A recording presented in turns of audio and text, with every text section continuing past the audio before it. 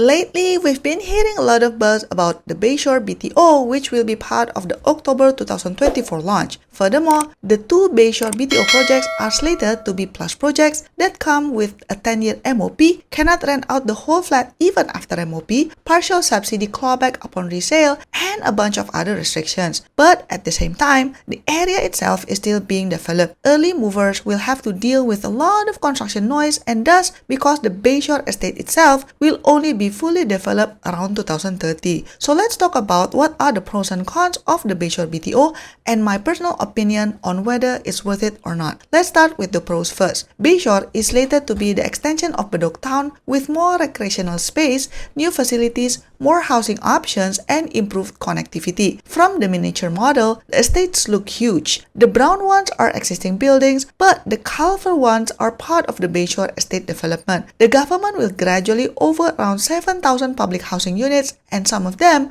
will even face the ocean and East Coast Park. It will also be supported by two MRT stations, Bayshore Station and Bloc South Station. Bayshore MRT Station has been open now, while Bloc South MRT Station is supposed to be open in 2025. This means if you live here, you should be within walking distance from a train station. Renting out rooms should not be a problem as historically there's a lot of interest, especially from the expat communities to stay near the East Coast Park. Plus, the Bloc area is considered relatively close to the CBD area where many people work. The next selling point is that some flats will face the waterfront. I said some and not all flats though. Based on the October 2024 launch preview that the HDB released, both Bayshore BTO sites have over 700 units on each site. But looking at the map, Bayshore 1 site is better as it is closer to the water and East Coast Park, making it more likely for more units to have an ocean view. For Bayshore 2, I think it will have more of a city view. Another positive point is probably the potential profit that you can get, but this is debatable and can be contentious.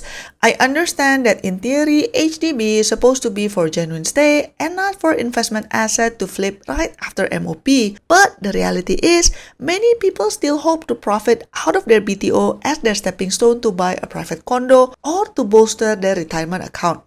Do I think some Bayshore BTO flats can be future $1 million resale flats? Yes, but it depends on the floor level and facing what. If you get a high level and face the ocean, yes, definitely you have a good chance to sell over $1 million.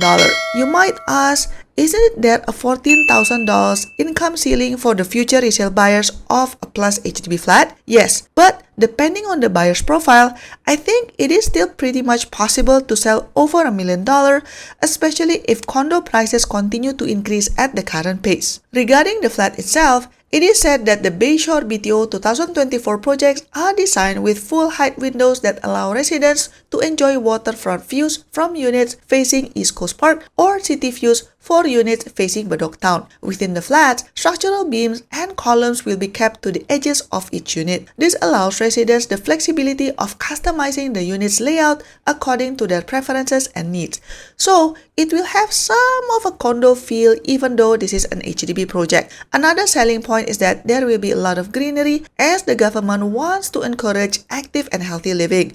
You can't really see it clearly from the miniature, but in the middle, there will be a transit corridor where this section of Bayshore Drive will have bus-only lanes, dedicated cycling paths, and sheltered pavements on both sides. There will also be a 3-hectare central park with open lawns for residents to enjoy. And you will also be within walking distance to East Coast Park. How cool is that? Now let's talk about the cons. I think the obvious downside is that these two BTO projects are marked as a plus project which comes with a lot of restrictions. For example, the MOP will be 10 years instead of 5. You can't rent out the whole flat even after MOP has ended. You can't only rent out rooms. If you want to sell the flat, a portion of your grant will be clawed back, and there is even an income ceiling for future buyers, which means you won't be able to set crazy high prices.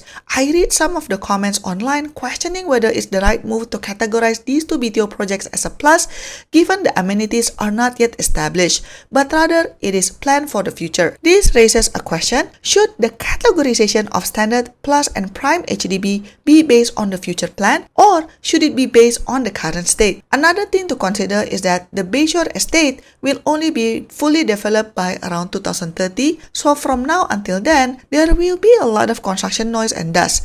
Another downside of the project is that there will be no 5-room flat option if you need more space. In summary, do I think these two Bayshore BTO projects are worth applying to? Well, it depends on your priority. If you like the east side and can bite the bullet of all the inconveniences, construction noise, and dust at the early stages, you can eventually benefit from a home that is close to amenities and relatively close to the CBD, and of course, potentially profit a lot when it's time to sell the flat after MOP. Based on my observation, usually if the government is really highlighting certain developments, then it is worth buying. But if you would rather have a home close to the MRT station but with the mature surrounding areas where the neighborhood is already well developed, actually in the October 2024 BTO launch, there are other projects that are next to MRT station in mature estates, but you don't have to deal with further construction noises. If you would like to know my full review of all the 14 BTO projects in the October 2024 BTO launch, check out my other video in the description down below. Don't forget to like and subscribe, and I'll see you in my next video. Bye bye!